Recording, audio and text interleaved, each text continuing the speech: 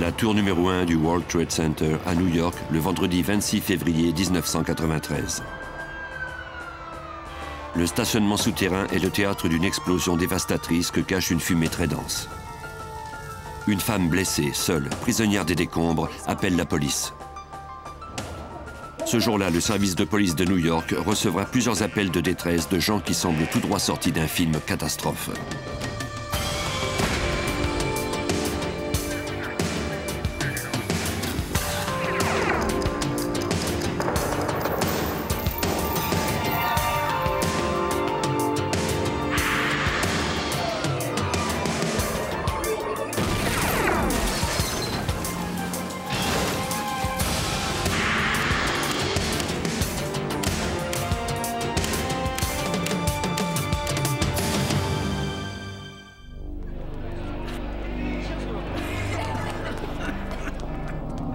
À midi 18, le 26 février 1993, la tour numéro 1 du World Trade Center de 110 étages fut prise d'assaut par la panique et la confusion. Des gens étaient prisonniers dans les ascenseurs. Il n'y avait plus d'électricité. La fumée avait rendu les couloirs obscurs. Des milliers d'occupants blessés et terrorisés suffoquaient en essayant d'échapper à ce qui ressemblait à un cauchemar.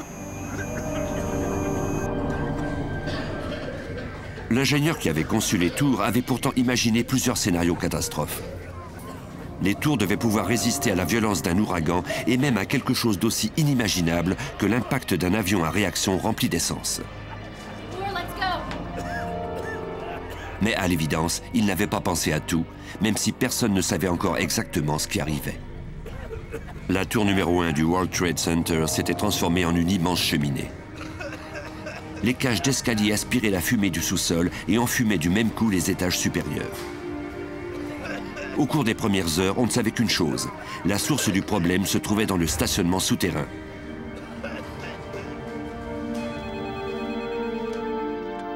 Neil Herman, le superviseur d'une cellule antiterroriste du bureau du FBI de New York, se trouvait à seulement quelques rues du World Trade Center.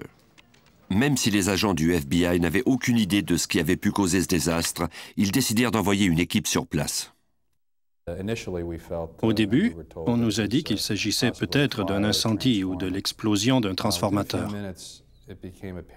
Mais, à en juger par l'agitation sur la radio de la police, on a mis seulement quelques minutes à comprendre que c'était plus grave. Avec d'autres membres de la cellule antiterroriste, je me suis rendu au World Trade Center. Il fallait d'abord et avant tout évacuer les victimes de l'immeuble. Mais les importants dégâts causés par la déflagration nuisaient considérablement au travail des sauveteurs.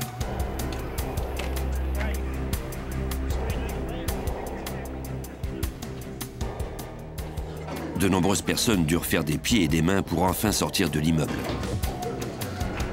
Comme les ascenseurs ne fonctionnaient plus, les occupants des derniers étages devaient descendre à pied. De plus, plusieurs furent victimes de malaise après avoir inhalé trop de fumée. Pendant que des centaines de sauveteurs travaillaient sans relâche, les agents du FBI qui avaient été envoyés à l'immeuble se mirent à la recherche de tout indice sur la cause de cette dévastation.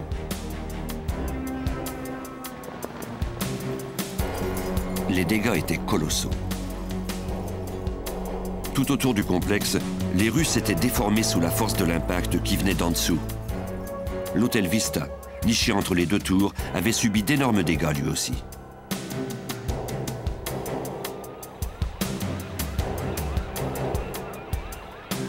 Pour les enquêteurs, il devint très vite apparent que ce qui s'était passé dans le stationnement de l'immeuble ne pouvait être que très puissant pour avoir endommagé 4 niveaux du stationnement, de même que la rue et les premiers étages de l'immeuble. L'agent spécial Chuck Stern du service antiterroriste du FBI menait l'enquête.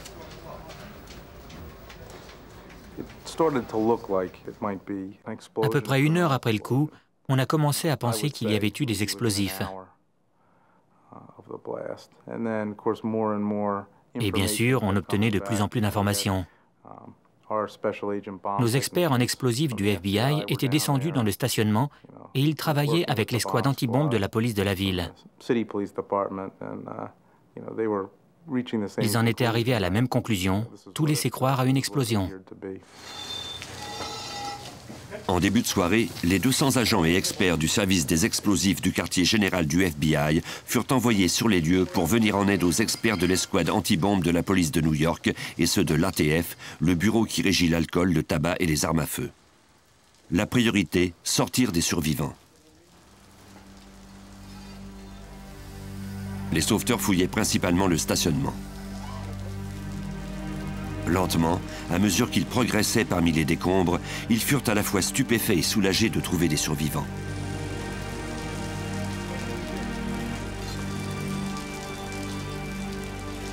Ils atteignirent bientôt un endroit ayant subi des dégâts plus importants encore.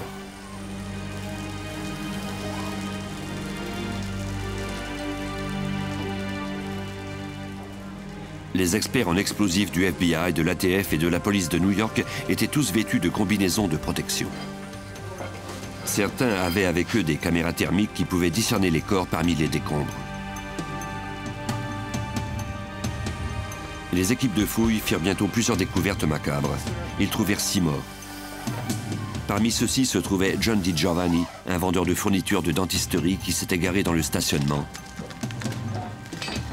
Robert Kirkpatrick, William Mako, Stephen Knapp et Monica Smith, qui faisaient partie de l'équipe d'entretien des bureaux du World Trade Center. Monica était enceinte de son premier enfant.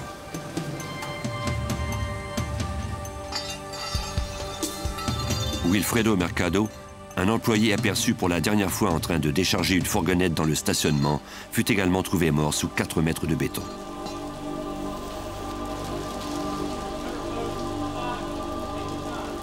C'était une scène d'apocalypse. Des débris et du béton étaient éparpillés sur une centaine de mètres dans toutes les directions. Des centaines de voitures avaient été démolies et des incendies éclataient un peu partout à cause de l'essence répandue. Des pompes drainaient l'eau qui giclait des tuyaux brisés.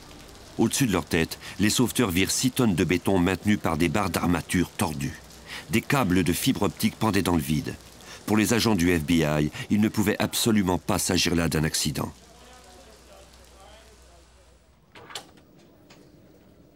L'agent spécial Chris Roney du laboratoire du service des explosifs du FBI examina les lieux. En analysant les dégâts de l'immeuble, et ce, dès le début de l'enquête, nous avons vu clairement qu'ils avaient été causés par une bombe importante, un engin explosif de plusieurs centaines de kilos. À ce moment-là, on n'en était encore qu'à des approximations. Mais on savait que quelqu'un l'avait laissé quelque part dans le stationnement souterrain, vraisemblablement dans une voiture.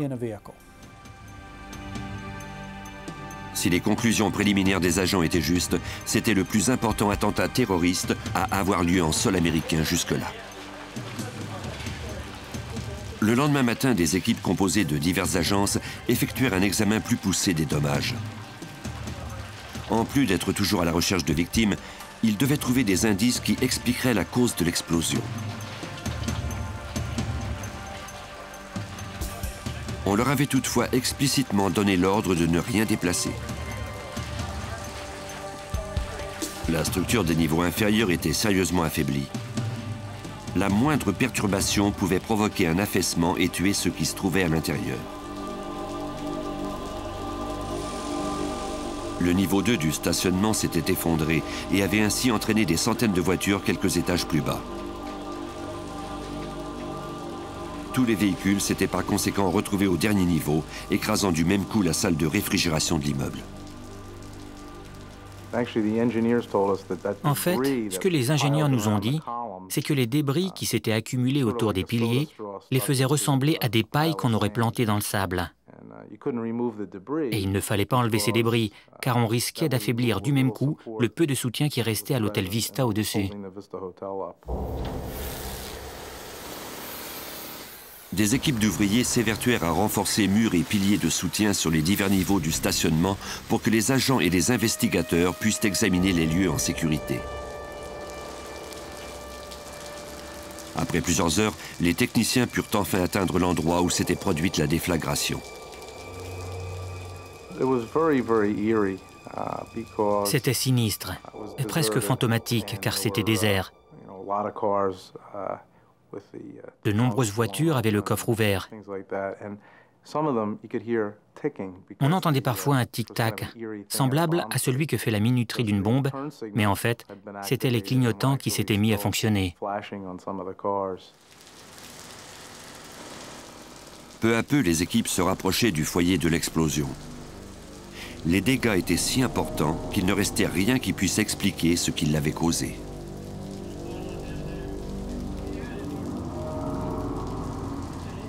Tous les niveaux s'étaient effondrés, creusant un cratère de 5 étages de haut.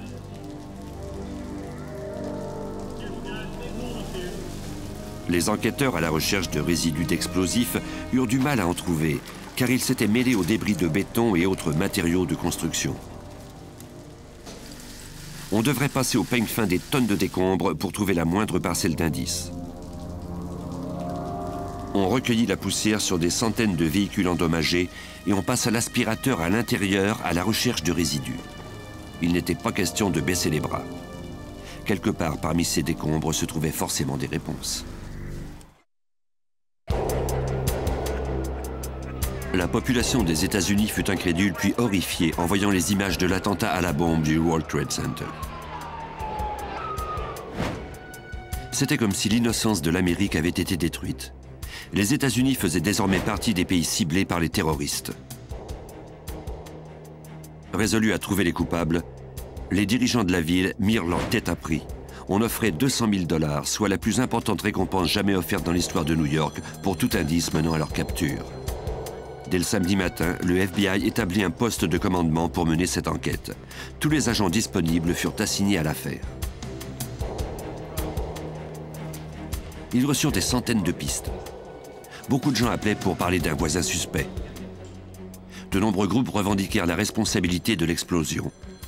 Même si la plupart de ces pistes ne semblaient guère prometteuses, on ne pouvait en négliger aucune.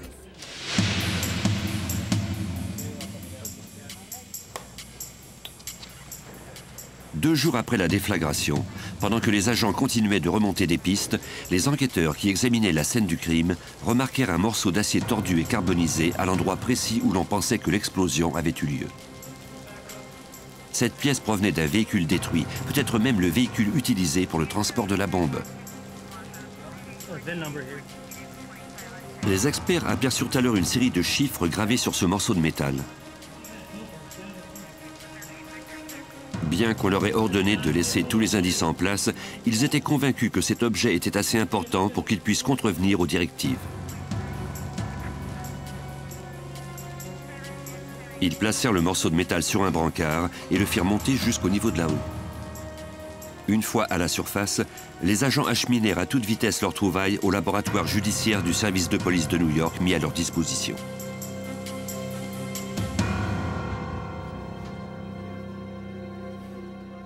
Les experts en poste eurent du mal à trouver le sens des chiffres gravés sur le métal. Ils appelèrent à l'aide un enquêteur de l'escouade du FBI spécialisé dans le vol d'auto afin qu'il examine la pièce.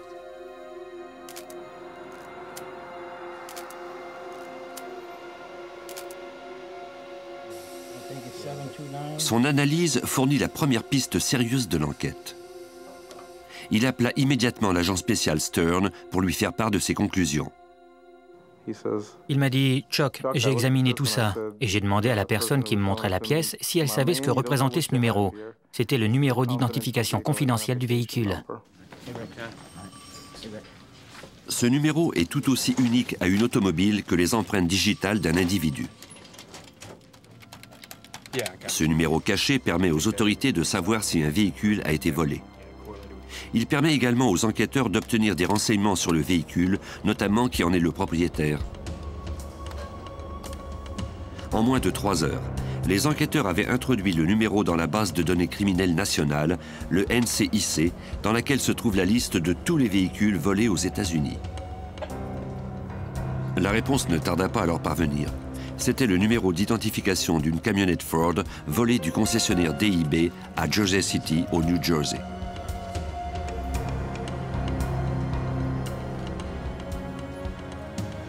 On contacta sans attendre le bureau du FBI à Newark. En l'espace de quelques minutes, des agents se présentèrent chez DIB pour savoir qui avait eu accès au véhicule.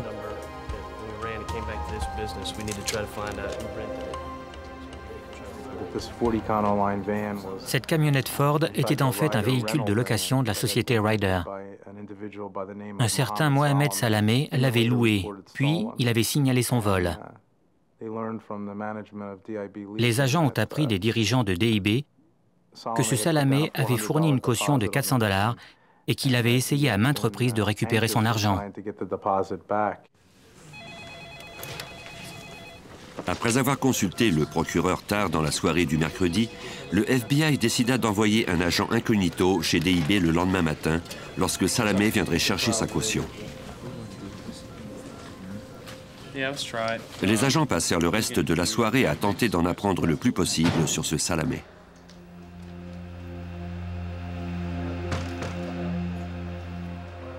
Cet immigrant de 25 ans, d'origine palestinienne, s'était fait connaître des autorités lorsqu'il avait publiquement appuyé l'intégriste musulman El Saïd Nosser, un opposant bien connu des gouvernements israéliens, égyptiens et américains.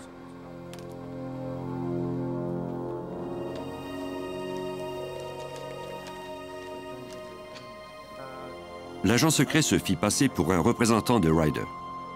Il déclara à Salameh qu'il devait obtenir plus d'informations à propos du vol de la camionnette pour lui accorder un remboursement. Après discussion, Salameh se préparait à quitter l'immeuble, les 400 $ en poche.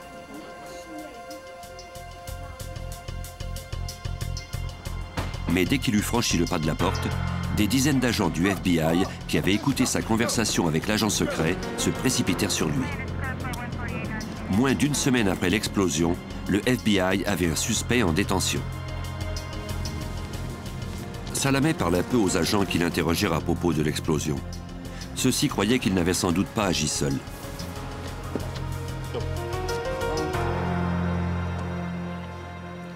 Les enquêteurs commençaient à y voir un peu plus clair. Au moment de l'arrestation de Salameh, ils recueillirent de nombreux effets personnels, notamment son porte-monnaie qui contenait de nombreuses cartes de visite et des numéros de téléphone. Ils se rendirent ensuite à l'adresse qui figurait sur son permis de conduire. Son ancien colocataire déclara que Salameh ne logeait plus là. Toutefois, les agents trouvèrent des effets qu'il avait laissés derrière lui. Il y avait notamment des articles de journaux et des photos de lui en compagnie de Nosser.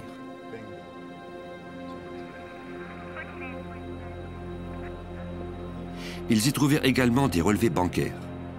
Il y avait aussi d'autres noms et adresses, autant de nouvelles pistes à suivre. On a pu mettre la main sur des adresses et des numéros de téléphone. On a également obtenu l'autorisation de vérifier le registre des appels entrants et sortants de ces lignes téléphoniques. Encore une fois, c'était comme si on ouvrait les vannes. Les enquêteurs eurent également l'aide du public. Quelques jours après l'arrestation de Salameh, le gérant de Space Station, une entreprise d'entreposage au New Jersey, appela le FBI.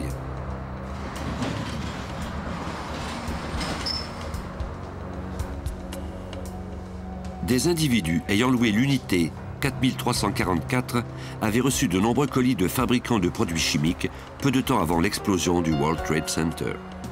Le gérant avait fait ouvrir l'unité en question et y avait trouvé ce qui semblait être des produits et de l'équipement pour fabriquer des bombes. Les agents du FBI arrivèrent à la même conclusion que lui. Ils y trouvèrent de nombreux composés chimiques utilisés dans la fabrication de bombes. Ils envoyèrent le tout au labo du FBI pour analyse. La fouille de l'unité d'entreposage permit d'obtenir plusieurs autres pistes de recherche. Des reçus d'achat de produits chimiques, des relevés bancaires et téléphoniques et un bonus inespéré, un compte-rendu des allées et venues du suspect à Space Station. En effet, pour entrer dans l'unité, le locataire devait taper son code d'accès sur un clavier à l'entrée. Chaque fois, ce code était enregistré par le système électronique. Les agents purent ainsi savoir à quel moment précis le suspect était entré dans l'unité 4344. Au même moment, la police organisa une séance d'identification. Doug Mulvan, le gérant de Space Station, identifia sans mal Mohamed Salameh comme étant l'homme qui avait loué l'unité d'entreposage. Il le reconnut facilement car Salameh venait souvent. Par expérience, Mulvan savait pourtant que ses clients ne viennent d'ordinaire que très rarement.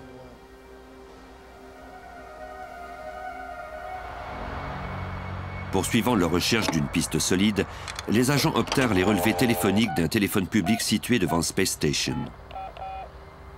L'un des individus qui recevait souvent des appels en provenance de cet appareil était déjà bien connu des agents du FBI. Il s'agissait d'un certain Nidal Hayat. C'était le premier nom qu'on avait aperçu parmi les cartes professionnelles du porte-monnaie de Salamé. Hayat était ingénieur chimiste. Moins d'une semaine après l'arrestation de Salamé, les agents apprirent qu'Hayat avait appelé un fabricant de produits chimiques pour s'enquérir à propos d'achats. Ainsi, il était possible qu'il commette un autre attentat à la bombe. Cette hypothèse était terrorisante car la menace était réelle.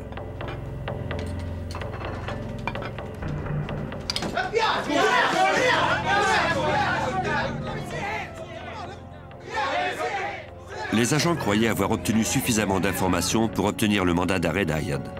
Le 10 mars, le FBI envoya des agents à l'assaut de sa maison du New Jersey pendant qu'il était à table avec sa famille. Après avoir fouillé les lieux, les agents se rendirent rapidement à la Haled Chemical, l'entreprise où ils travaillaient. Ils y recueillirent les relevés téléphoniques et bancaires qui démontreraient peut-être qu'il avait un lien avec Salamé. La preuve la plus convaincante de l'implication d'Hayat dans la fabrication de bombes se trouvait dans son ordinateur. On le confisqua avant de l'examiner attentivement. Notre équipe technique est parvenue à récupérer un dossier effacé. Il s'agissait d'une lettre où l'auteur revendiquait l'explosion du World Trade Center au nom d'une organisation connue sous le nom de 5e bataillon de l'armée de libération. Le New York Times avait reçu cette lettre 4 jours après l'explosion. L'organisation y déclarait qu'il s'agissait d'un attentat terroriste pour protester contre le soutien des États-Unis à Israël. L'ordinateur contenait également une autre lettre qu'Hayat n'avait pas eu le temps d'envoyer. Cette lettre annonçait une deuxième explosion. Même si l'enquête progressait rapidement, chaque nouvelle découverte laissait entrevoir l'existence d'un important complot toujours en cours. Chaque jour, la possibilité qu'il y ait de nouvelles attaques grandissait. Pendant que le FBI tentait d'en apprendre le plus possible des suspects principaux de l'attentat à la bombe du World Trade Center, Salamé et Hayat mettaient tous leurs efforts à préparer leur défense. L'analyse des relevés téléphoniques confisqués mena les enquêteurs à un appartement de Jersey City. Le propriétaire de l'immeuble du 40 Pamrapo Avenue confirma que Salamé ainsi qu'un autre individu avaient loué l'appartement au début de janvier 1993 jusqu'à la fin du mois de février suivant, soit seulement 2 mois plus tard. Le propriétaire ne put dire qui était le locataire de Salamé. Tout ce qu'il savait, c'était qu'il se prénommait Rachid. Ce prénom était probablement faux. On fit rapidement émettre un mandat de perquisition. Lors des fouilles, les agents purent confirmer qu'on avait de fait fabriqué des bombes à l'appartement situé au 40 Pamrapo Avenue. C'est à cet endroit que les complices avaient mis au point un engin explosif assez puissant pour ébranler tout le sous-sol du World Trade Center. Dans l'appartement ainsi que dans le garage adjacent, les experts judiciaires du FBI trouvèrent des traces d'une série de produits chimiques. Ils les acheminèrent illico au laboratoire du FBI à Washington. Au cours de leur recherche dans l'appartement, les agents découvrirent l'identité du mystérieux colocataire de Salamé. En effet, des formulaires précisaient qu'un certain Ramzi Youssef avait demandé l'asile politique aux États-Unis. Selon ces mêmes documents, il avait été arrêté en septembre 1992 à l'aéroport Kennedy, faute d'avoir pu présenter un visa à son arrivée au pays. L'appartement de Pamrapo Avenue était une véritable mine d'or pour le FBI. Avant cette fouille, les experts du laboratoire du FBI n'avaient pu qu'émettre des hypothèses à partir des résidus recueillis au World Trade Center. Ils croyaient que les auteurs de l'attentat s'étaient servis de nitrate d'urée, un composé très instable. Mais maintenant, depuis la découverte de la fabrique de bombes de Pamrapo Avenue, ils en étaient certains. Du laboratoire du quartier général du FBI à Washington, l'agent spécial Roney transmit ses conclusions. Suite à l'analyse en laboratoire, nous avons conclu que la bombe était composée de nitrate d'urée. Le produit avait été mis au point de façon artisanale. Il n'en existe pas sur le marché. Après qu'on ait trouvé l'endroit où ils avaient fabriqué cette bombe, on a pu confirmer cette hypothèse. En effet, les résidus recueillis dans l'atelier étaient en tout point identiques à ceux dont nous disposions en laboratoire. On poursuivit l'examen de relevés téléphoniques et l'on interrogea de nombreux voisins. On voulait savoir surtout à quel endroit la conspiration s'était orchestrée. Toutes les personnes questionnées mentionnèrent avoir aperçu un individu en compagnie de Salameh et Ramzi Youssef. Par les relevés téléphoniques, on détermina qu'il s'agissait de Mahmoud Abou Halima. Les agents enquêtaient sur cet individu lorsqu'ils apprirent qu'il avait quitté le pays peu de temps après l'attentat à la bombe. Les autorités connaissaient déjà ce Abou Halima en raison de ses liens avec El Saïd Nasser.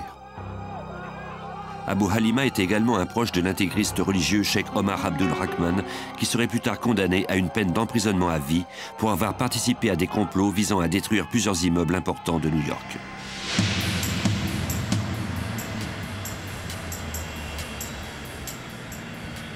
Peu de temps après qu'on ait appris qu'Abou Halima avait fui le pays, les autorités égyptiennes contactèrent le FBI pour leur annoncer qu'ils avaient arrêté le suspect au Caire et qu'ils le détenaient. Abou Halima était aussi recherché en Égypte pour avoir comploté contre le président du pays, Hosni Moubarak. Les gouvernements américains et égyptiens en arrivèrent rapidement à une entente concernant le suspect. Des agents du FBI s'envolèrent pour le Caire pour aller y chercher Abou Halima. Lorsqu'il fut remis aux mains des agents, le suspect portait des menottes et sa tête était complètement recouverte d'un morceau de tissu. Il pensait qu'il s'en allait droit à son exécution. C'est avec soulagement qu'il vit les agents du FBI venus le chercher. Il leur parla donc librement lors du vol de retour vers New York. Il a fait plusieurs commentaires dont on a pu se servir contre lui lors de son procès. Une de ses phrases clés a été « Vous êtes au courant pour Rachid ?»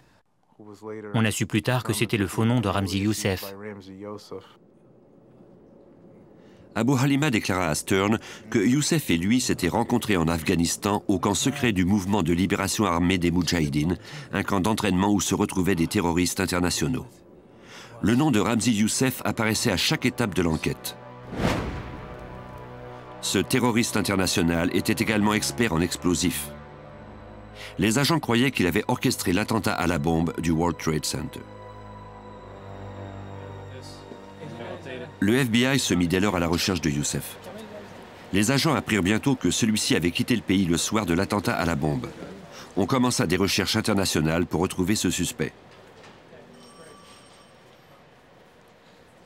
Parallèlement, d'autres agents du FBI essayaient de découvrir à quel moment il était venu aux États-Unis et par quel moyen de transport. Certains ont affirmé que le terrorisme était arrivé aux États-Unis le jour même où Ramzi Youssef y avait foulé le sol. Le 1er septembre 1992, l'expert en explosifs afghan arriva à l'aéroport Kennedy à New York. Un examen minutieux de la liste des passagers à bord du même vol que lui permit au FBI de découvrir un autre indice. Youssef n'était pas venu seul.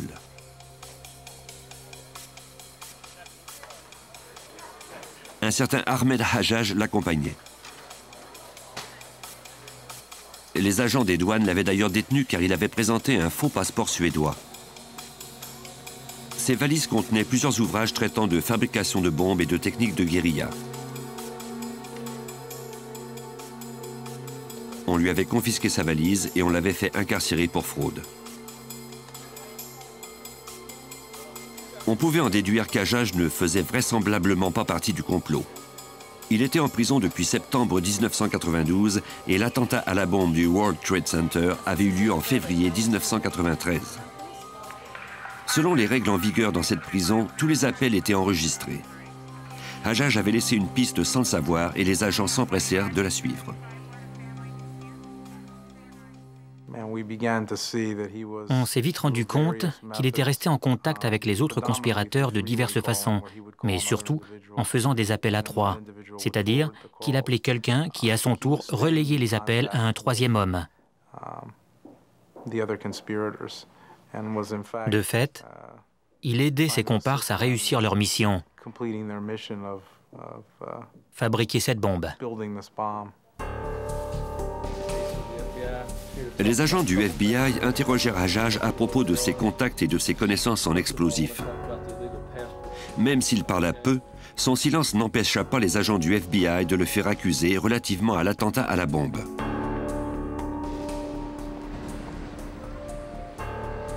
Avec ces 4 suspects maintenant en détention, les autorités décidèrent d'ouvrir le procès, même si on était toujours à la recherche d'autres complices.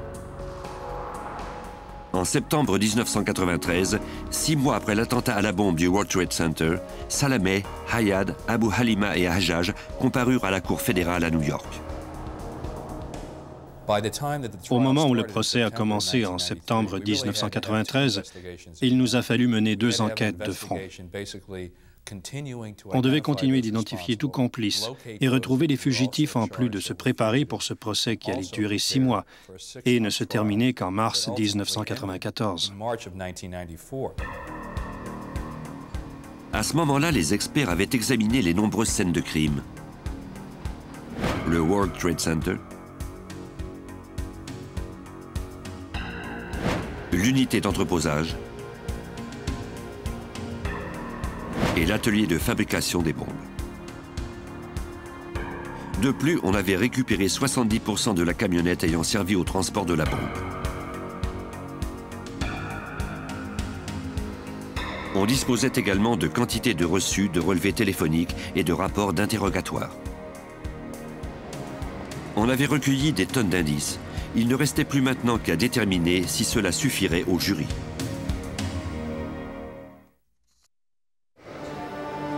En septembre 1993, 6 mois après l'attentat à la bombe du World Trade Center, le procureur était prêt à dire au jury comment les accusés avaient mené à terme cet acte de terrorisme.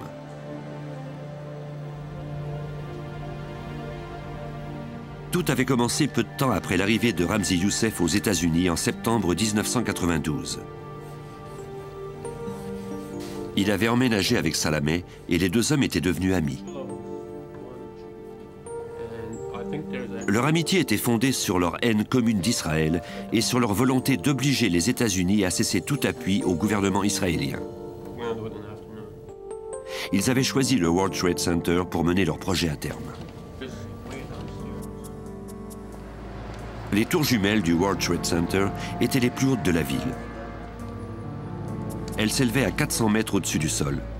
Le complexe comprenait aussi l'hôtel Vista, de nombreuses aires de boutiques souterraines, de même que des couloirs qui menaient au métro de New York et du New Jersey. Sous ces couloirs se trouvait un stationnement souterrain de 5 étages comprenant également des bureaux. Les terroristes croyaient que leur bombe serait plus meurtrière si elle était placée dans le stationnement souterrain.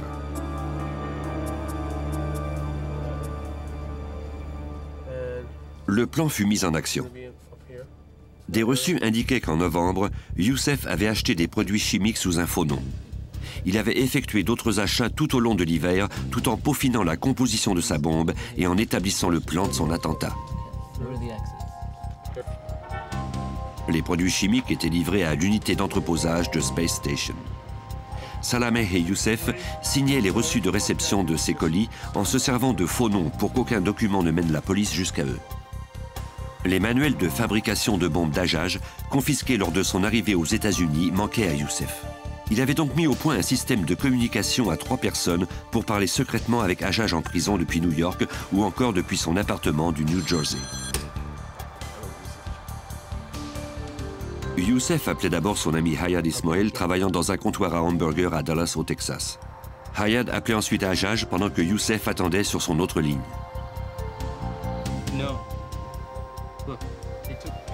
Quand Hajjaj répondait au téléphone en prison, Ismail le mettait en contact avec Youssef. Ainsi, les 3 hommes pouvaient discuter ensemble de leur plan.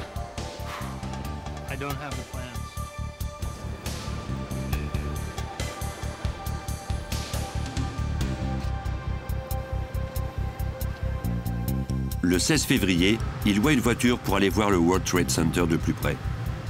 Les empreintes digitales de Salameh sur le volant démontraient qu'il conduisait.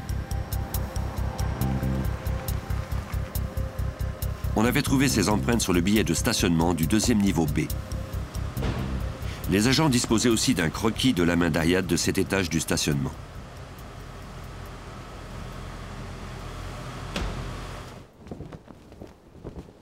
Puis, 4 jours avant l'attentat, à la demande de Youssef, Hayat Ismail partit de Dallas pour se rendre à New York en vue de participer à la fabrication de la bombe. Ismail devait également conduire la camionnette transportant l'engin explosif dans le stationnement. C'était quelqu'un en qui Youssef faisait confiance. De plus, il avait déjà été chauffeur de taxi à New York. Il était compétent pour mener cette délicate opération.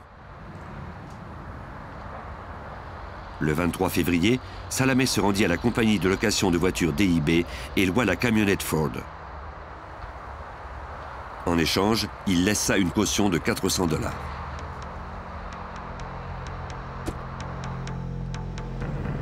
La bombe était presque terminée. Il ne restait plus qu'à faire une dernière visite de reconnaissance du stationnement souterrain du World Trade Center.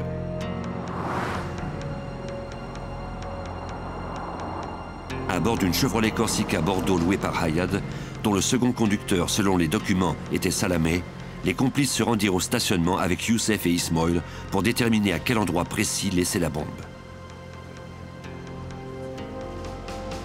On montra aux jurés un autre billet de stationnement qui confirmait cette visite, la marque de la voiture, de même que le niveau où elle avait été garée, B2.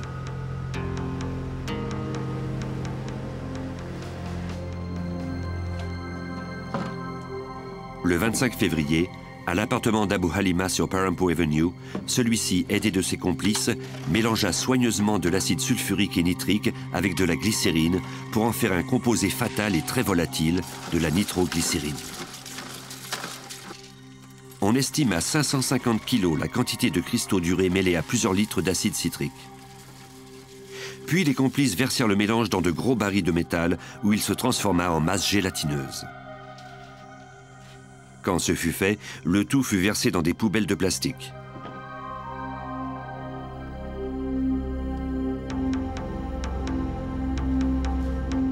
L'un des hommes recula la camionnette dans l'entrée derrière l'immeuble, vis-à-vis de l'escalier menant à l'appartement, pour que les autres puissent charger en secret leurs dangereux engins explosifs dans la camionnette. Un cocktail de produits chimiques, un agent liant, un fusible et un détonateur. Ils transportèrent d'abord les poubelles de plastique, au milieu desquelles ils avaient placé la nitroglycérine. Ils avaient relié entre eux 4 longs fusibles à l'aide d'un fil qui passait à travers des tubes du genre de ceux qu'on utilise dans les salles d'opération. De cette façon, il y aurait moins de fumée et le fil brûlerait moins rapidement, ce qui donnerait le temps aux terroristes de s'enfuir. Les fusibles étaient reliés à des amorces et à des boîtes de poudre explosives, puis insérés dans chacun des contenants de nitroglycérine.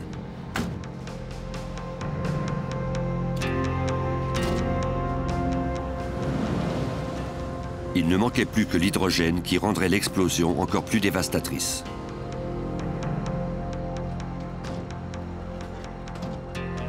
Suivis par Hayat à bord de sa Corsica, les hommes se rendirent à Space Station pour y prendre l'hydrogène.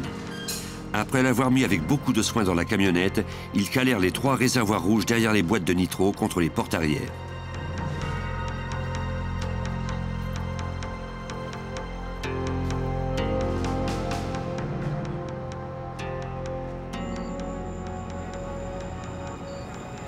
Youssef et Ismail se rendirent ensuite avec la camionnette à un hôtel de Manhattan.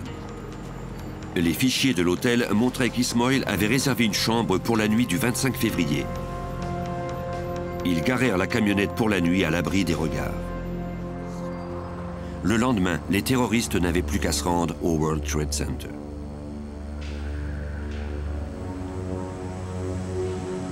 Il était environ 12h02 le vendredi 26 février 1993 lorsque la camionnette arriva au niveau 2 du stationnement souterrain du World Trade Center. Ismail conduisait la camionnette tandis que Youssef était assis dans le siège du passager. La Corsica Bordeaux suivait.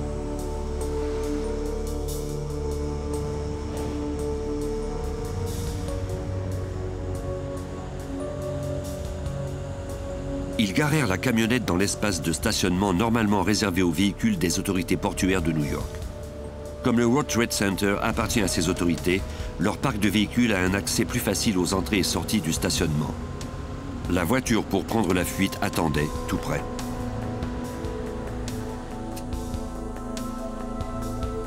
Un des hommes tint un briquet allumé près d'un fusible.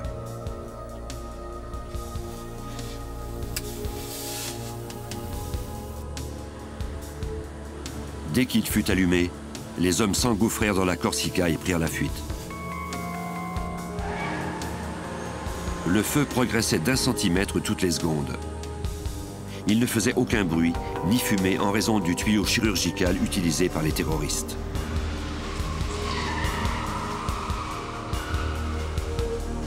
Youssef, Ismoil et les autres sortirent du stationnement quelques secondes à peine avant l'explosion. À midi 18, des mois après avoir planifié l'attentat, les terroristes obtinrent ce qu'ils avaient souhaité.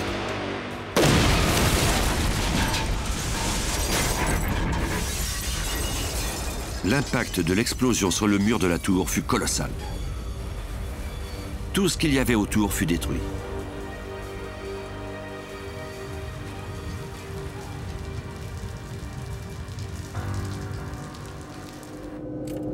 Plus tard, le même jour, alors que les sauveteurs et les enquêteurs accouraient sur la scène, Youssef était confortablement assis dans un avion en route vers le Pakistan et Ismoil dans un avion pour la Jordanie. Quelques jours plus tard, Abu Halima quitterait les États-Unis à son tour. Si les enquêteurs n'avaient pas trouvé le numéro d'identification du véhicule si rapidement, Salameh aurait sans doute eu le temps de fuir le pays lui aussi.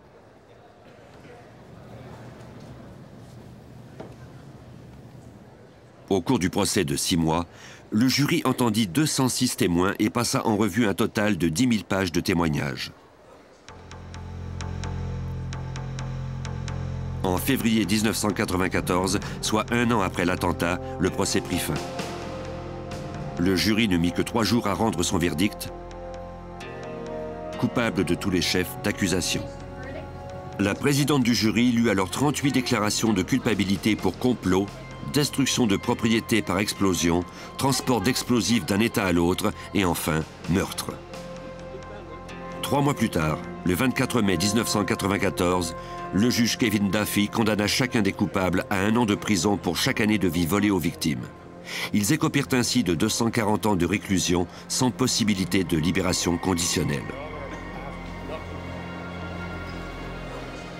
La lecture de la sentence dura plusieurs heures car chacun des inculpés fit un long discours. Mohamed Salameh, le chimiste Nidal Hayad, Ahmed Hajjaj, l'homme qui avait apporté les manuels de fabrication de bombes, et Mahmoud Abu Halima, surnommé le Rouge, passeront le reste de leur existence en prison.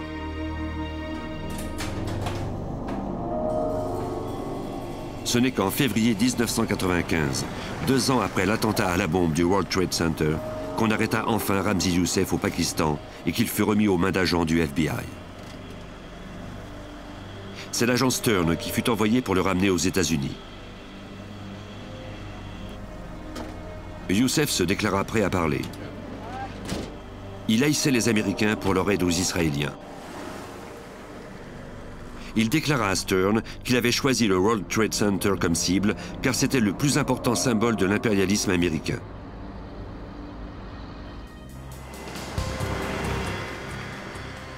La dernière arrestation eut lieu 6 mois plus tard, en juin 1995. Hayad Ismoil fut trouvé et arrêté en Jordanie. On le ramena à son tour aux États-Unis pour qu'il soit jugé pour son rôle dans l'attentat.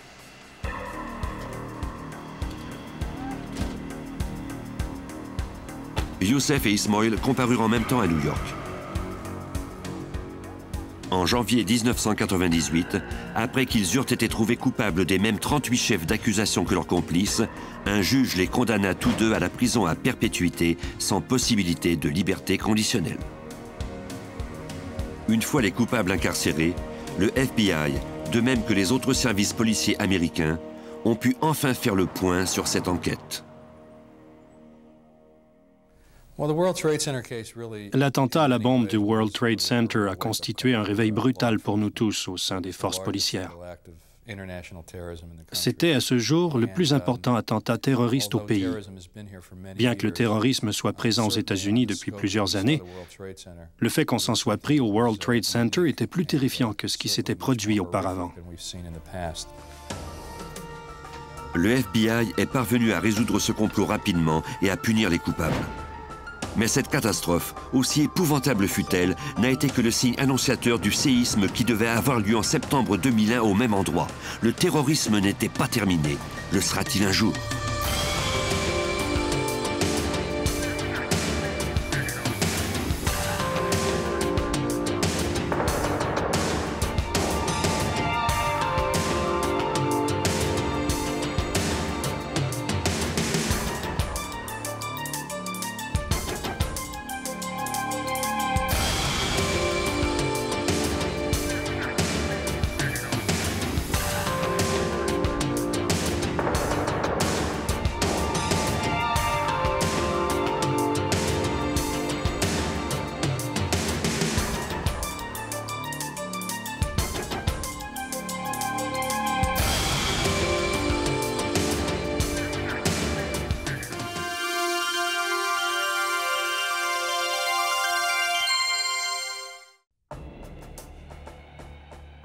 Philadelphia, au Mississippi, en 1964. Cette petite ville du Sud, ancrée dans la tradition, est le centre d'une invasion. À travers tout le sud des États-Unis, le racisme qui sévit sera bientôt remis en question, mais non sans un dernier combat. Au cours de cette lutte, 3 militants des droits civiques disparaîtront, attirant l'attention du monde entier sur cette population paisible aux secrets brûlants.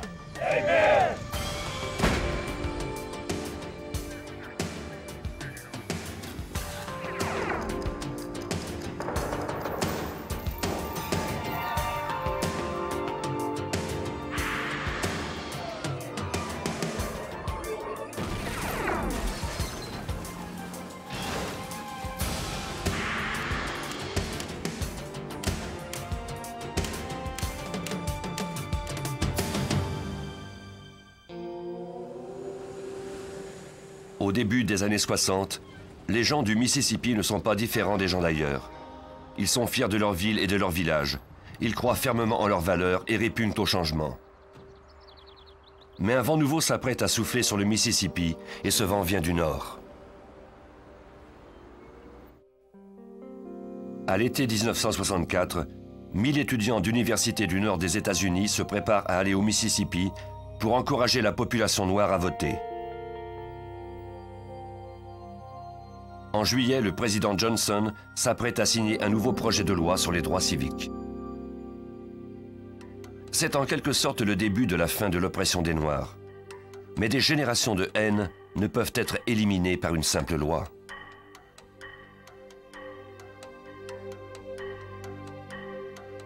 Le mouvement estudiantin est mis sur pied par le COFO, le Conseil des organisations fédérales.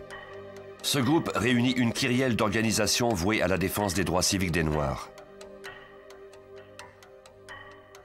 La mission a été nommée Summer Project ou Projet d'été. Joe Sullivan, alors agent du FBI, nous raconte.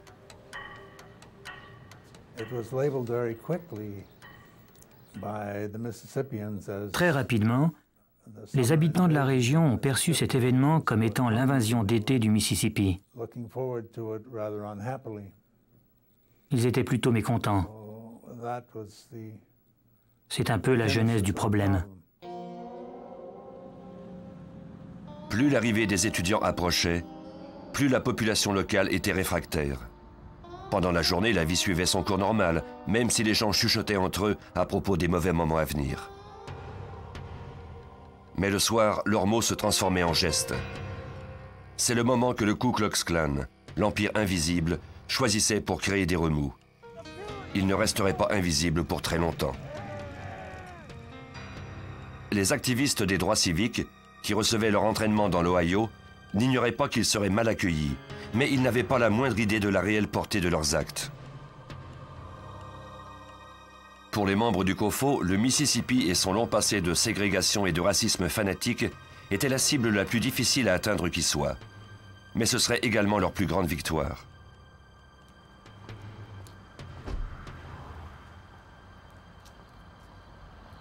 Bob Moses était l'un des organisateurs de Summer Project.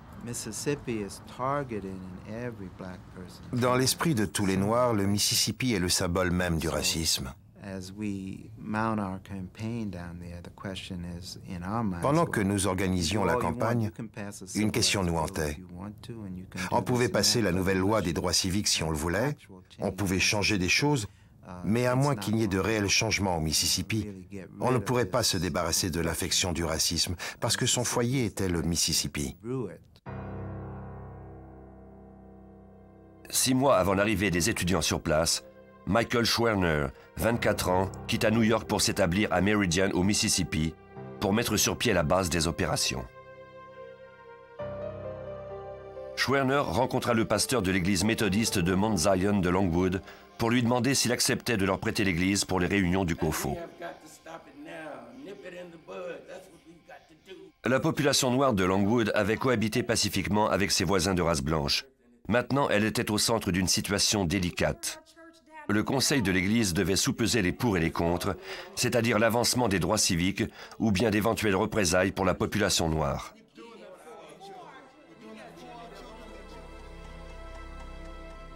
Le conseil termina sa réunion sans en arriver à un accord.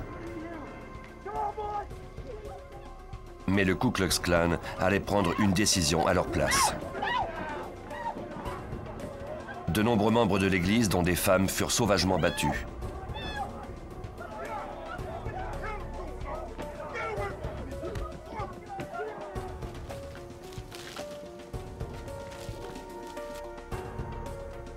Plus tard, au cours de la soirée, l'église de Mount Zion fut incendiée.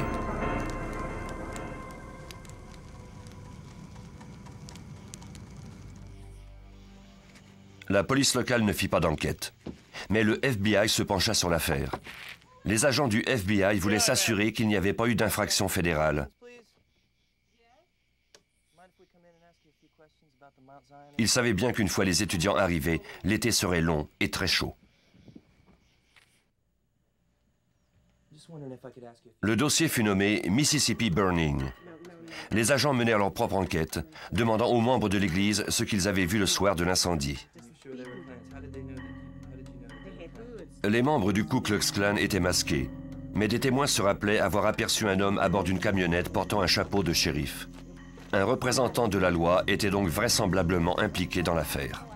Cela n'avait rien de surprenant. Beaucoup de gens du Sud n'acceptaient pas la volonté du gouvernement fédéral de forcer l'intégration. Les autorités locales cherchaient souvent à maintenir la situation telle qu'elle. La tendance générale était de se méfier du gouvernement fédéral. La population s'opposait à toutes nos tentatives de changement. Ils nous percevaient comme des ennemis. Les Noirs n'étaient plus leurs seuls ennemis, le gouvernement fédéral l'était tout autant. Jim Ingram, qui est aujourd'hui membre de la commission de sécurité publique pour le Mississippi, était alors agent du FBI à Jackson dans les années 60. Au cours de cette période, c'était un travail très ingrat. Nous parcourions l'État. Nous pouvions nous trouver à Natchez ou à Philadelphia. Ou alors, nous étions à Hattiesburg, où nous enquêtions sur des crimes commis contre des habitants du Mississippi. Nous étions toujours loin des nôtres, et on nous envoyait des menaces. Nous trouvions des serpents dans nos boîtes aux lettres, par exemple. Il fallait toujours verrouiller les portières de notre voiture. On ne savait jamais ce qu'on allait y trouver en montant à bord. On nous menaçait également de s'en prendre à nous et à nos familles. Malgré toutes ces tentatives d'intimidation, le nombre d'agents du FBI allait bientôt être multiplié par 100 dans cet État. Michael Schwerner travaillait à l'installation du centre d'opération du COFO à Meridian, au Mississippi, avec sa femme Rita. James Cheney, un jeune plâtrier de 20 ans, se joignit à eux. Cheney était né à Meridian. Il connaissait la façon de vivre et le climat politique de la région. Michael Schwerner, 24 ans, était un jeune homme de tendance libérale du Bronx. Il avait obtenu sa licence en sciences sociales d'une grande université. Ses antécédents étaient fort différents de ceux de Cheney, et pourtant les deux jeunes hommes partageaient les mêmes objectifs. Les amis de Schwerner l'appelaient Mickey, un diminutif qu'ils n'avaient pas l'habitude d'entendre à l'extérieur du bureau. La population de la ville, et je me réfère surtout aux membres du clan, l'appelait le bouc parce qu'il portait une barbiche. Il disait qu'il était le diable. Bientôt, Andrew Goodman, 20 ans, se joignit à Schwerner et Cheney. Ce bénévole était originaire de Queens, dans l'État de New York, et il avait terminé son entraînement seulement une semaine plus tôt dans l'Ohio. Rita Schwerner retourna à New York pendant que les 3 hommes et d'autres bénévoles préparaient l'accueil du premier groupe de 200 travailleurs sociaux originaires du Nord. La première vague de l'invasion devait arriver le 21 juin 1964.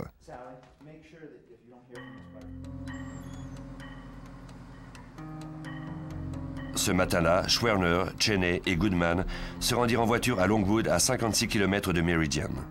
Ils devaient y rencontrer des membres de l'église de Mount Zion pour discuter de l'incendie qui avait eu lieu 5 jours plus tôt. Cheney, qui connaissait le secteur, prendrait le volant.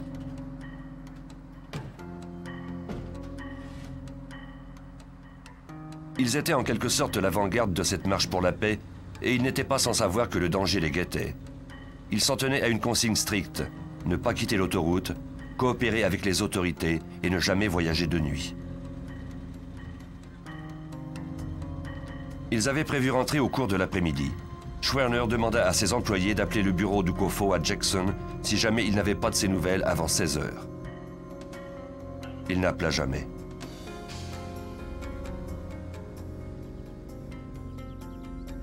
Les membres du COFO avisèrent le FBI lorsqu'ils constatèrent que Mickey Schwerner n'avait pas appelé au bureau tel que prévu.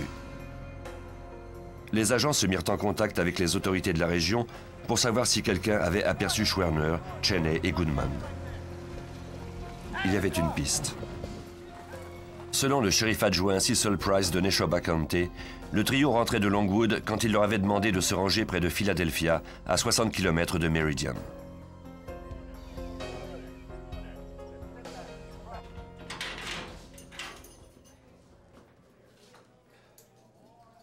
Il les avait conduits à la prison du comté de Philadelphia.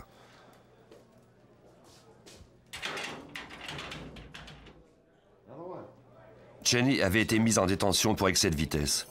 Les 2 autres hommes étaient détenus à cause de leur rapport avec l'incendie de l'église de Mount Zion.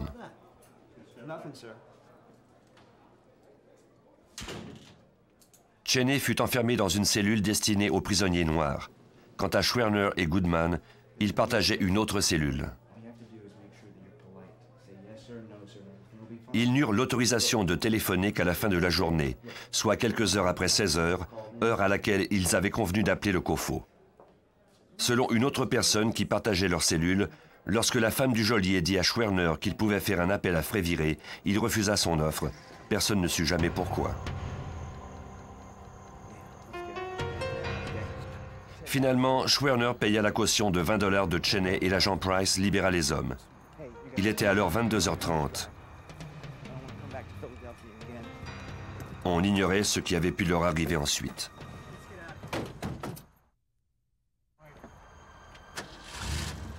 L'agent Sullivan craignait pour la vie des 3 militants dans l'affaire du Mississippi Burning. Il soupçonnait qu'ils n'avaient pas simplement été libérés de prison, mais qu'ils avaient vraisemblablement été livrés aux membres du Ku Klux Klan.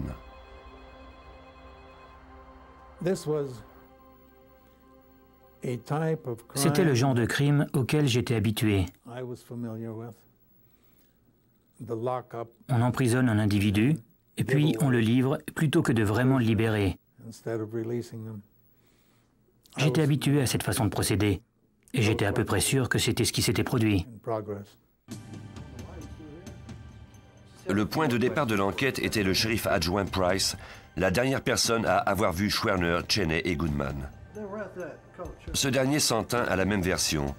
Il les avait libérés vers 22h30, mais ne pouvait pas rendre compte de ses propres allées et venues à lui au cours de l'heure suivante.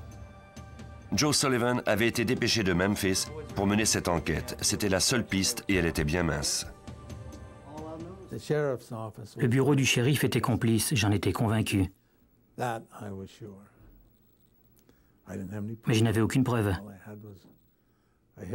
Tout ce que je savais, c'était que ce n'était pas la première fois qu'une situation de ce genre se produisait. J'ai commencé dès lors à faire attention à l'information que je révélais selon la personne à qui je m'adressais. Les agents du FBI se mirent à la recherche des 3 jeunes hommes. Personne ne les avait vus, du moins c'est ce qu'on disait. Puis, le 23 juin, 2 jours après leur disparition, on retrouva leur véhicule.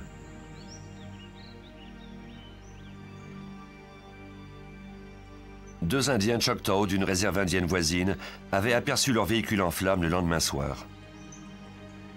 La voiture avait été incendiée dans un marécage appelé Bog Chitto, à seulement 20 mètres de l'autoroute près de Philadelphia.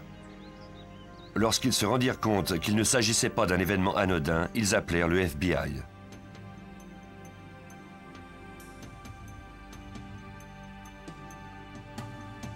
L'agent spécial Jay Cochran de Washington fut dépêché sur les lieux. Cet expert en armes à feu et en explosifs avait déjà une longue expérience des conflits reliés à la cause des droits civiques. En apercevant la voiture, il savait qu'il aurait du mal à trouver des indices. Par l'examen du véhicule incendié, nous tentions de retrouver des restes humains. Nous cherchions aussi un indice qui nous aurait aidé à savoir ce qui était arrivé à ces militants des droits civiques. La voiture était trop endommagée pour fournir la moindre information. Mais tout près, quelque chose donnait à espérer. C'était une montre et les clés d'une voiture. On établit que c'était la montre de Schwerner.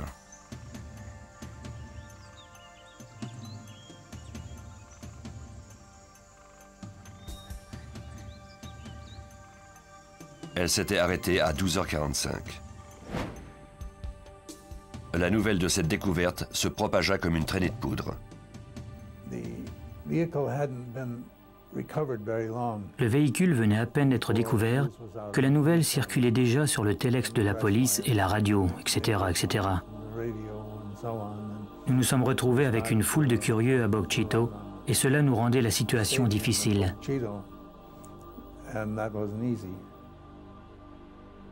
La découverte n'allait pas à l'encontre de l'hypothèse d'un coup monté.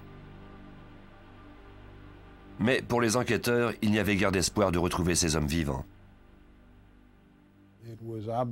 Dès le début, nous savions que nous ne quitterions pas les lieux avant d'avoir retrouvé les corps.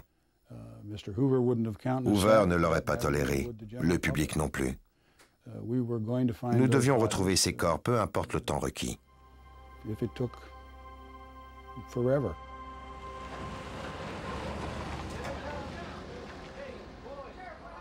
À l'été, l'invasion d'étudiants commença. Les yeux du monde entier se rivèrent sur le Mississippi. À Neshoba County, le shérif adjoint Price et son supérieur Lawrence Rainey refusaient de parler aux journalistes. Pour eux, la disparition de 3 militants des droits civiques ne méritait pas toute cette attention. Les recherches se poursuivaient.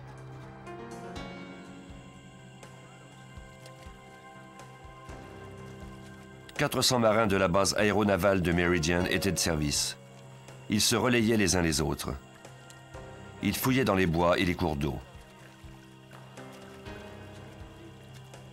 Les agents du FBI apprirent alors que le corps d'un homme de race noire avait été repêché dans le fleuve Mississippi, près de Vicksburg.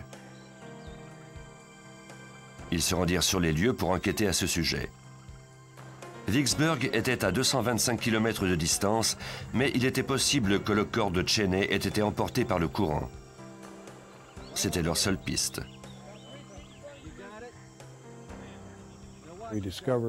Nous avons alors découvert que ce n'était pas le cadavre d'un des militants des droits civiques, mais plutôt la victime d'un lynchage du Ku Klux Klan.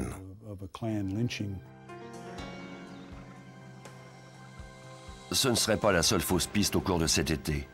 On retrouva d'autres victimes de lynchage. Certaines de ces disparitions n'avaient jamais été signalées parce que dans ces secteurs, le Ku Klux Klan faisait la loi. La priorité du FBI était de retrouver les 3 militants, même si son but ultime était de démanteler le Ku Klux Klan. Pendant que les étudiants poursuivaient leur travail, la chaleur torride du Mississippi échauffait les esprits. Les activités du Ku Klux Klan s'intensifièrent. Au cours de cet été, plus de 60 églises, commerces et maisons appartenant à des Noirs furent incendiées. Et ce n'était que le début. J'ai vu cette violence, ces tueries. J'ai vu des gens sans toit à cause des incendies. J'ai vu des églises brûlées en pleine nuit et des vies perdues absolument pour rien. J'ai vu tous ces crimes commis par un groupe de personnes convaincues d'avoir raison. Afin de réduire l'emprise du Ku Klux Klan sur le Sud, le président Johnson donna au FBI l'autorisation d'ouvrir un nouveau bureau à Jackson, au Mississippi, 3 semaines après la disparition des 3 militants. Pendant que certains agents continuaient de faire des fouilles dans le marécage, d'autres frappaient aux portes pour trouver des pistes. La population était polie, mais ne coopérait pas. La stratégie du FBI était de diviser pour mieux conquérir. Des agents participaient au rallye du Ku Klux Klan, prenaient des photos, notaient les numéros des plaques d'immatriculation, jusqu'à ce qu'on finisse par leur demander de quitter les lieux. Heureusement, ils avaient eu le temps de recueillir les informations qu'ils voulaient. Quand on rencontrait de nouveau certaines personnes, elles nous assuraient qu'elles ne faisaient pas partie du clan. Oui, mais pourquoi étiez-vous à l'une de leurs réunions si vous n'en faites pas partie? Saviez-vous qu'ils ont fait exploser une église? Saviez-vous qu'ils ont détruit une école où l'on tentait de mettre un terme à la ségrégation raciale? Est-ce que c'est également votre façon de voir les choses?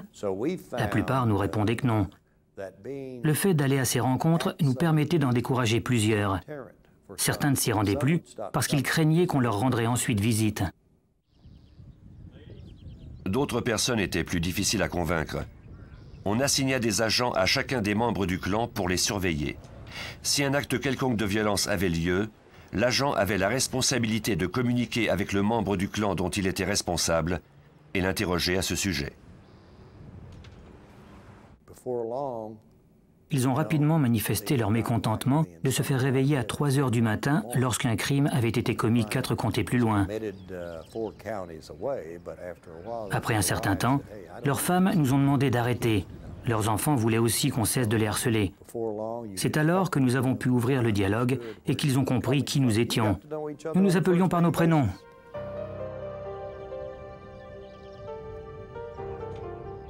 Bientôt, certains informateurs se manifestèrent. Certains d'entre eux étaient des épouses, d'autres des membres du Ku Klux Klan rongés par la culpabilité. Ils fournissaient des bribes d'informations à l'insu de leurs voisins.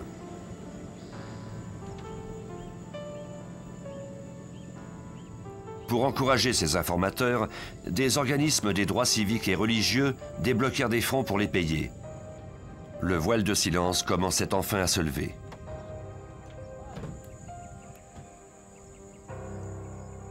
Un informateur suggéra aux agents d'interroger un jeune homme du nom de Wilmer Fay Jones.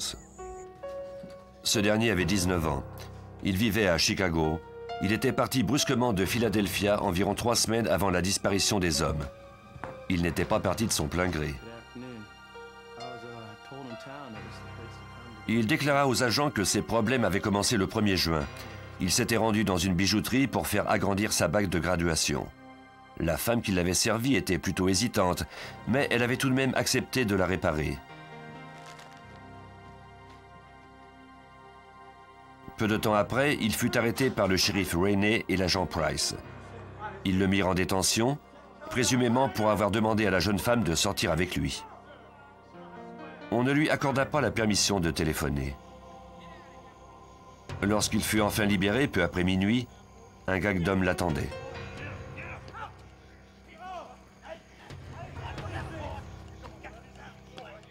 Ils le saisirent et le forcèrent à monter dans une camionnette.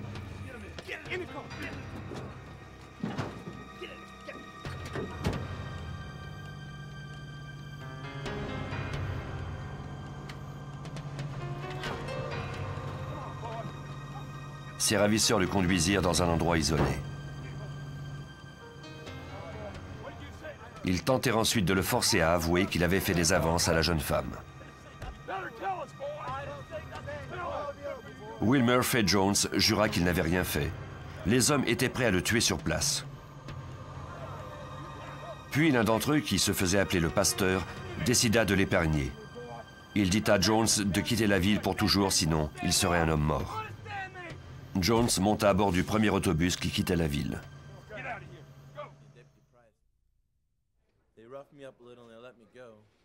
Le récit de Wilmer Fay Jones apparaissait un peu comme le scénario probable de la disparition des 3 militants. Mais sans doute ces derniers n'avaient-ils pas eu autant de chance. Ils avaient été assassinés.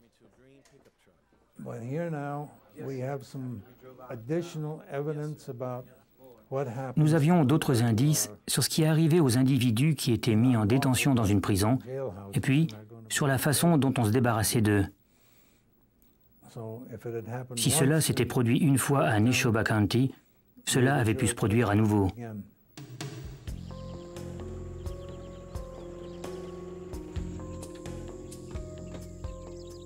Les agents croyaient que Jones pouvait les aider à retrouver le corps des 3 militants des droits civiques. Ils lui demandèrent de les conduire à l'endroit où le gang l'avait battu. Les recherches furent vaines.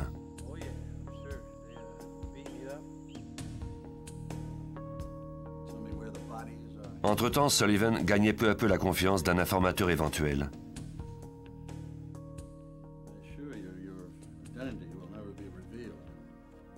Cet informateur ne parlerait qu'à condition de rester dans l'anonymat le plus complet. Son identité n'est pas connue à ce jour, puisqu'on pourrait encore chercher à le tuer. On l'a surnommé Monsieur X. Le 31 juillet 1964, Monsieur X accepta enfin de s'ouvrir à l'agent Sullivan. Après avoir échangé quelques banalités, je lui ai demandé s'il allait pouvoir révéler quelque chose de significatif.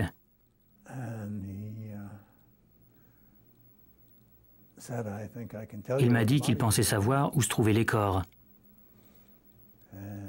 Je lui ai demandé de me dire où.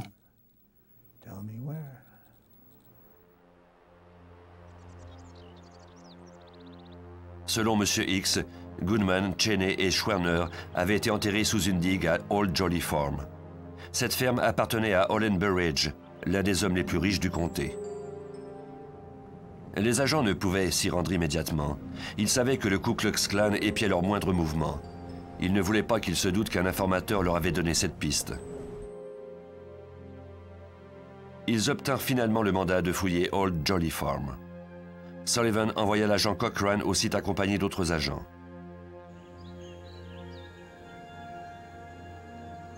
En arrivant sur les lieux, ils constatèrent que les recherches ne pourraient se faire par de simples coups de pelle. La digue n'était pas encore terminée. Elle faisait 165 mètres de long, 6 mètres de haut et 3 mètres de large à son sommet. On pouvait présumer que les corps n'avaient pas été qu'enterrés, mais plutôt que la digue avait été érigée directement par-dessus eux. Les agents désiraient garder secret leurs travaux d'excavation, mais cela serait difficile. Ils devaient trouver un entrepreneur étranger qui disposait de la machinerie nécessaire pour déplacer la terre. Le 4 août, la machinerie était en place. On demanda à l'entrepreneur quelle était la meilleure façon d'enlever la terre.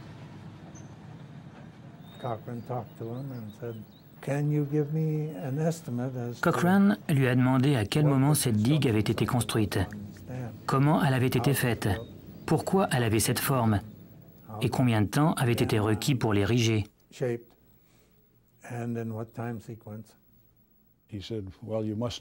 Il m'a répondu, « Eh bien, vous savez assurément ce que vous recherchez. » Ce à quoi je n'ai pas répondu. En aucun moment au cours des pourparlers, nous n'avons dit clairement ni à l'équipe d'ouvriers ni au contremaître l'objet de nos recherches. Mais il eût fallu qu'ils aient été idiots pour ne pas savoir ce que nous cherchions.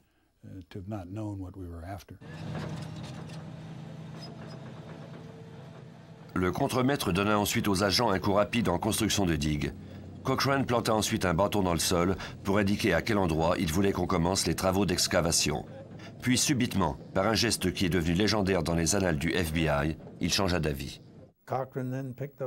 Cochran a repris son bâton et pour une raison que son ange gardien est seul à connaître, il s'est déplacé de 5 mètres et il a replanté son bâton en disant « Creusez plutôt ici ». C'était là que se trouvaient les corps.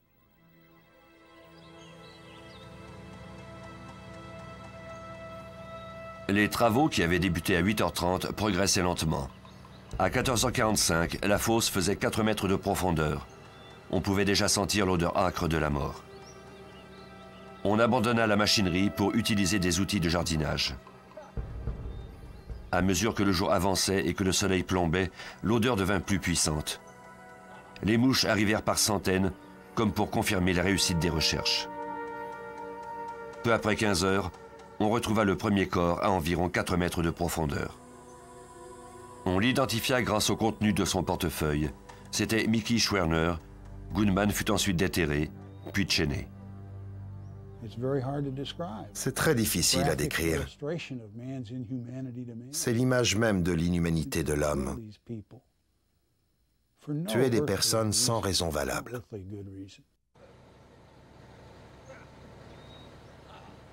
Les corps avaient été enterrés depuis plus d'1 mois. Il était donc impossible de déterminer immédiatement la cause de leur mort. On dépêcha le coroner. Il était accompagné du shérif adjoint Cecil Price. Ils sont arrivés sur les lieux comme si cela faisait partie des affaires courantes du shérif. Vous avez trouvé des corps? Très intéressant. Ils étaient plutôt désinvoltes. Price et le coroner sortirent les corps de la fosse pour les envoyer à l'hôpital de l'État à Jackson et les faire autopsier. C'est Cecil Price qui les a emportés. Je ne les ai pas aidés à le faire.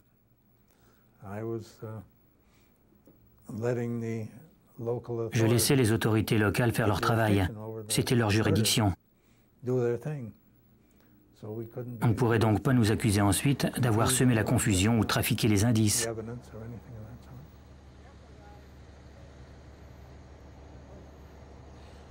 La présence sur les lieux du shérif adjoint était-elle l'exemple du retour du criminel sur la scène du crime? En tout cas, il ne laissa rien transparaître. Les yeux de tous les agents sur la scène étaient rivés sur Price. Je n'ai pas remarqué la moindre réaction émotive, et je crois que personne d'autre n'a remarqué quoi que ce soit non plus. On procéda à l'autopsie des corps à Jackson. Les 3 hommes avaient été tués par une arme à feu. Schwerner et Goodman avaient reçu un projectile, Cheney 3. On retira de la main droite de Goodman une substance dure qui ressemblait à de la roche. Indépendamment de ce qui était arrivé cette nuit-là, il semblait bien que la balle qu'avait reçue Goodman n'avait pas mis fin à son cauchemar. Nous avons fait analyser la substance par le laboratoire du FBI. C'était de l'argile. Sa composition était identique à celle du sol de la digue.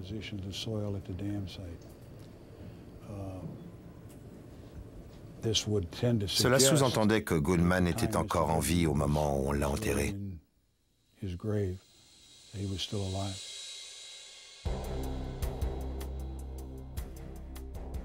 Les projectiles recueillis à partir des victimes furent ensuite analysés au service balistique du FBI.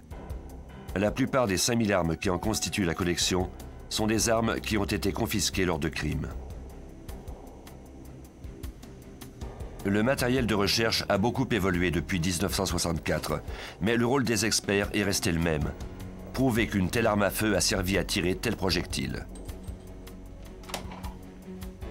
Aujourd'hui, les tirs d'essai sont sous la responsabilité du superviseur et agent spécial Paul Tangren. Lorsque la balle passe dans le canon, elle est soumise à des irrégularités. Ces irrégularités sont particulières à chaque arme à feu. La balle est alors marquée par le canon. C'est un peu comme l'empreinte digitale de l'arme. Les projectiles d'un crime sont examinés côte à côte avec ceux qui sont obtenus lors des tirs d'essai. S'ils ont été tirés avec la même arme à feu, les experts pourront voir le même motif se répéter d'un projectile à l'autre à l'aide d'un stéréoscope. A l'inverse, s'ils n'ont pas été tirés avec la même arme à feu, il n'y aura aucune correspondance. Il y a beaucoup de marques, mais peu d'entre elles sont identiques. C'est caractéristique de 2 projectiles tirés avec 2 armes à feu différentes, mais de même modèle. En ayant recours à des analyses similaires, le FBI en conclut que Cheney avait reçu des projectiles de calibre 38 de 2 armes à feu différentes. De plus, les résidus de poudre explosive indiquaient que les 3 hommes avaient été tués à bout portant. Le coût approximatif des balles qui avaient tué ces hommes s'élevait à 25 cents. Tout à coup, pour la population de Neshoba County, les 3 militants des droits civiques n'étaient plus les acteurs d'un coup monté. Ce fut un point tournant dans l'enquête. Les racistes n'acceptaient pas que des hommes blancs aient été assassinés. Selon l'agent Jim Ingram, le FBI ne fut plus perçu comme l'ennemi. Ils ont alors compris que les meurtriers étaient très violents. La situation s'est modifiée à notre avantage. Les gens voulaient nous aider, particulièrement ceux de la petite ville de Philadelphia. C'était étonnant de voir le nombre de gens nous dire « Écoutez, si ces tueurs sont parmi nous, nous voulons les trouver, les faire arrêter et condamner. »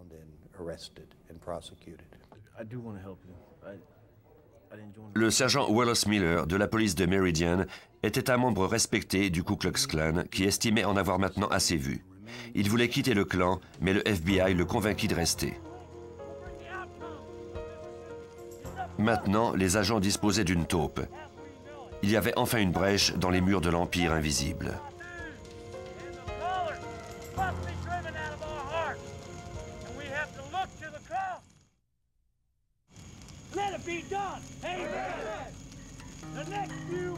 Le sergent Miller prouva qu'il n'était pas impliqué dans les meurtres des 3 militants.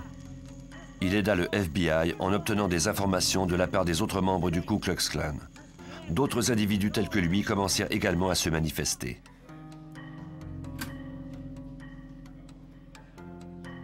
Personne ne savait que les autres membres parlaient. Les agents recueillaient les informations. À partir des interrogatoires de divers informateurs, le FBI dressa la liste des membres du Ku Klux Klan impliqués. Les mêmes noms revenaient sans cesse. Les meurtres avaient été planifiés par Sam Bowers, le grand sorcier des Chevaliers Blancs du Ku Klux Klan.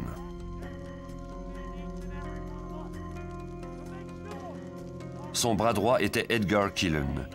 Il était apparemment le pasteur qui avait épargné la vie de Wilmer Faye Jones.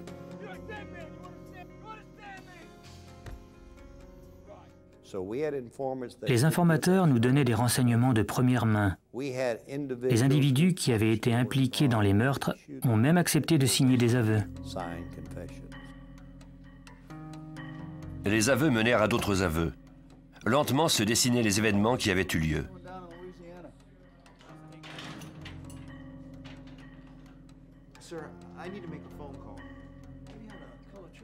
Le plan était d'une simplicité redoutable.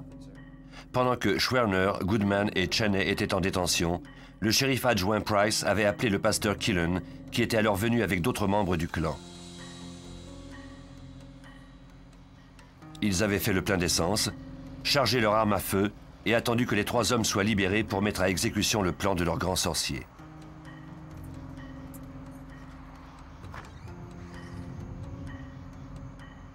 Les militants furent remis en liberté à 22h30. Le clan les attendait.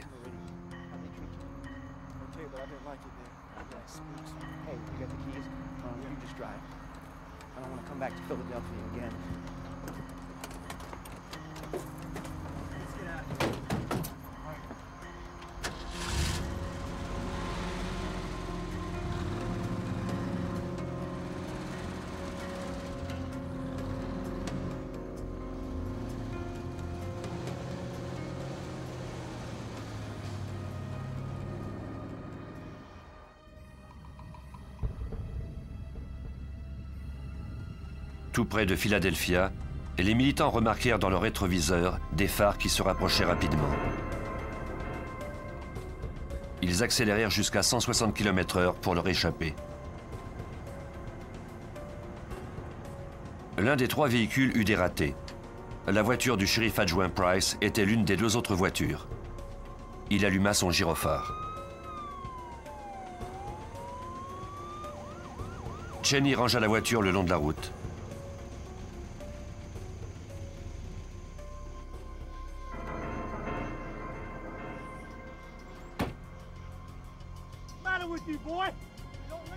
Price saisit Cheney et le sortit de la voiture.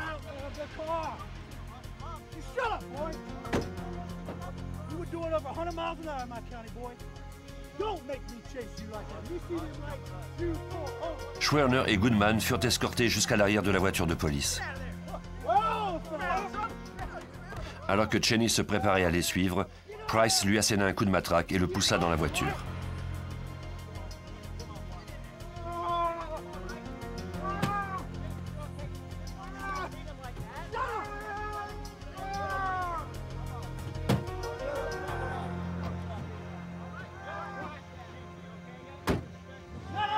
Ils reprirent l'autoroute 19. Un des membres du clan conduisait la voiture des victimes.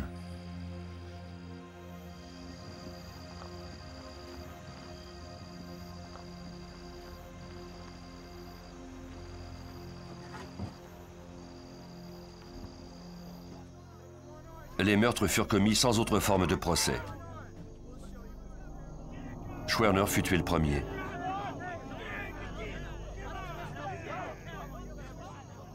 Les voitures s'étaient arrêtées sur une secondaire.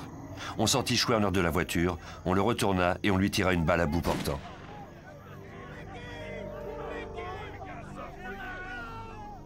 Gunman fut tué de la même façon. Les membres du clan se gardaient Cheney pour la fin. Il fut tué par 2 hommes.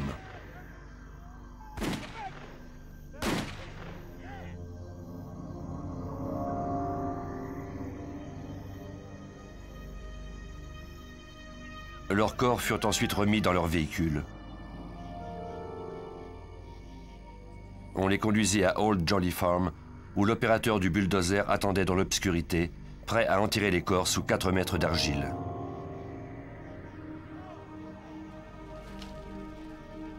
Puis on conduisit le véhicule des victimes dans les marais, on y versa de l'essence et on y mit le feu.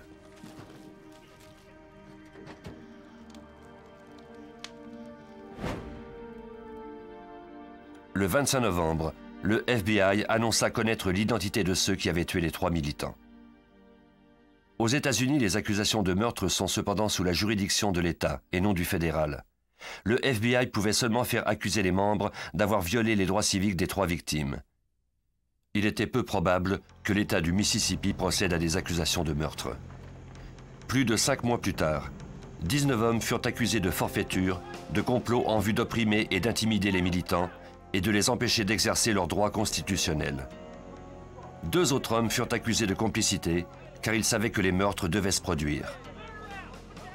Tous payèrent leur caution et furent libérés.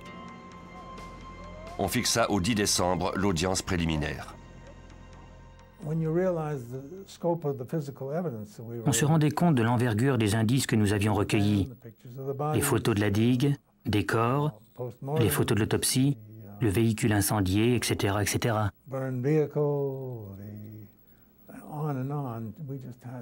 Nous disposions d'une énorme quantité de preuves matérielles, de preuves indirectes qui corroboraient les aveux que nous avions obtenus.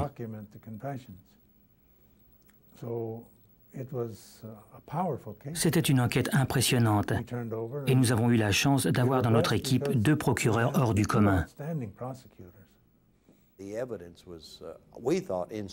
Nous croyions qu'il serait impossible de discréditer nos preuves, mais nous savions également que le Mississippi traversait une période tumultueuse et n'aimait pas ce que nous avions fait. Le procès alla mal dès le début. Lors de l'audience préliminaire, le juge refusa les témoignages écrits.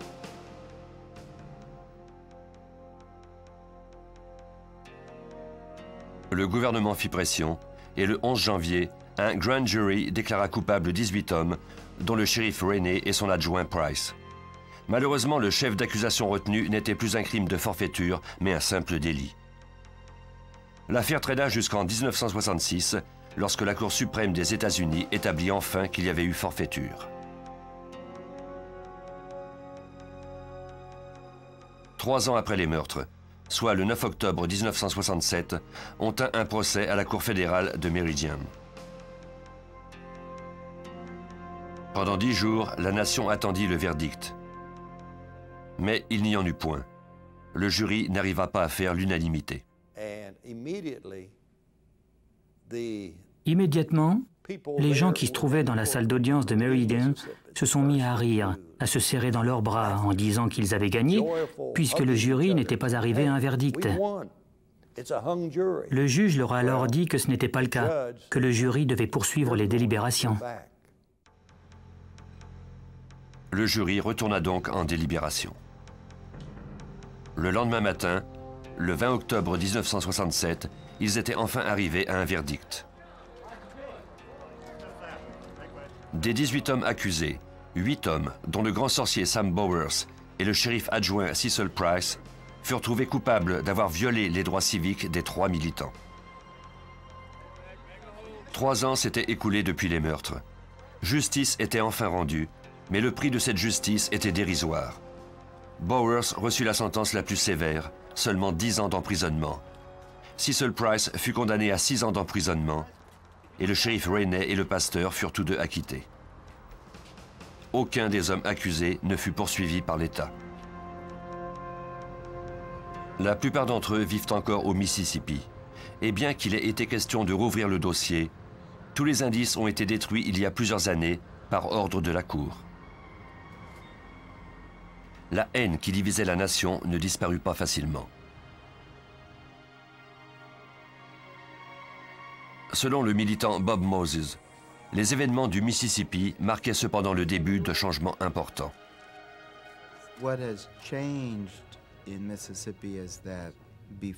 Ce qui a changé au Mississippi, c'est qu'avant les années 60, cet État était à part du reste du pays.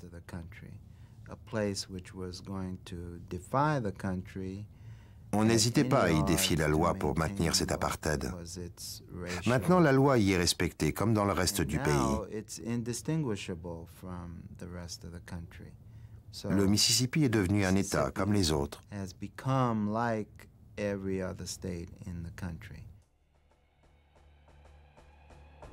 Des dons ont permis de reconstruire l'église de Mount Zion. C'est devenu un lieu de pèlerinage en l'honneur des 3 hommes qui sont venus ici, en espérant changer les choses, et qui ont réussi, mais d'une façon qu'ils n'avaient guère prévue. Mickey Schwerner et Andrew Goodman ont été inhumés à New York. Quant à James Cheney, sa tombe se trouve dans les collines à l'extérieur de Meridian. Elle est marquée de graffitis laissés là par des vandales.